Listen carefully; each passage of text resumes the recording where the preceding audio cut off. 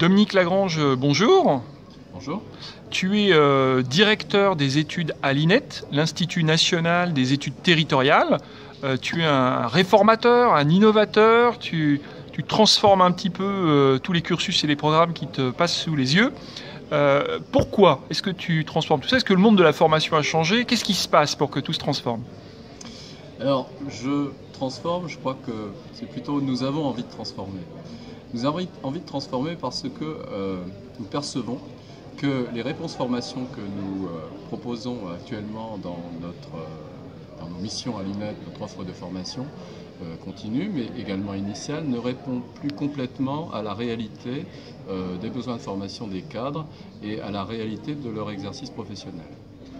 Dans les grandes lignes, un monde territorial qui est marqué par une grande complexité sur les attentes, complexité sur les contraintes, la fin des modèles managériaux qui ont atteint leurs limites, le besoin d'innover, de contextualiser, de créer, et bien sûr de créer dans une dynamique collective, mais j'y reviendrai. Bien entendu,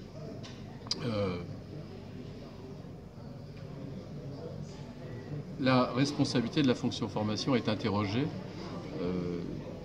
et l'enjeu est maintenant de trouver les dispositifs qui nous permettent non plus uniquement de nourrir le cadre, et la fonction formation a su très bien faire ça en produisant autour des problématiques métiers les apports de connaissances, de méthodologies, des exercices souvent où on était plus centré sur le résultat que finalement sur les acquis pendant la réalisation de ces exercices.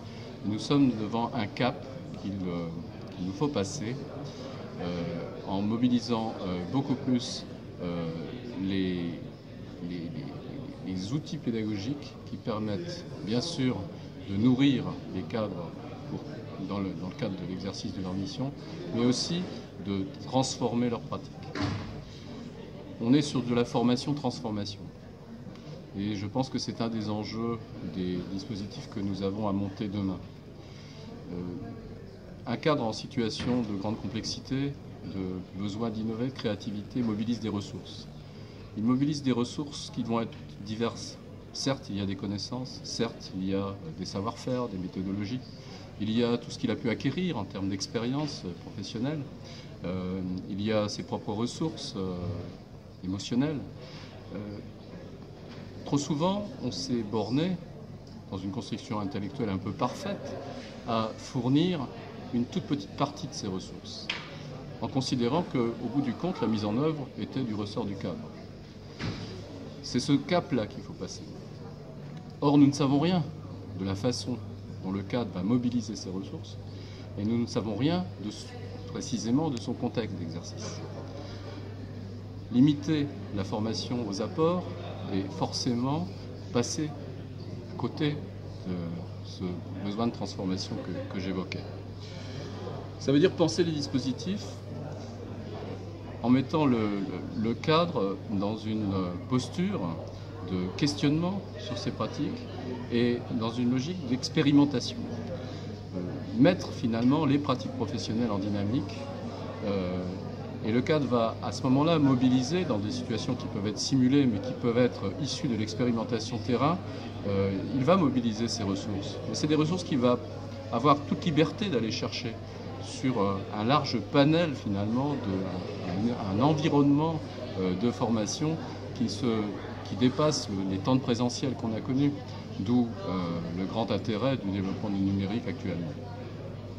Ce travail de mise en pratique, d'expérimentation sur le terrain, de retour sur expérience pour travailler non pas uniquement sur les résultats, mais comment je m'y suis pris, pourquoi je m'y suis pris comme ça, et qu'est-ce que je retiens de ce que j'ai expérimenté, c'est tout ce qui va faire que, au-delà de l'absorption de connaissances, on va transformer l'acte professionnel. Cet acte professionnel, il y a, au-delà de ce que peut fournir la formation, au-delà du dispositif impliquant, il y a la dimension collective. Et cette dimension collective, elle est, par expérience dans les groupes, elle est extrêmement féconde. Alors c'est quoi pour toi apprendre ensemble Comment c'est cette dimension collective? Comment elle s'active? Elle s'active d'abord sur la base d'un deal. Il faut passer avec un groupe en formation. Forcément, quand on travaille sur les pratiques professionnelles, on s'expose, on donne à voir. Et il faut que les méthodes qui vont être utilisées, il faut que le processus que l'équipe pédagogique va proposer fasse l'objet d'un contrat.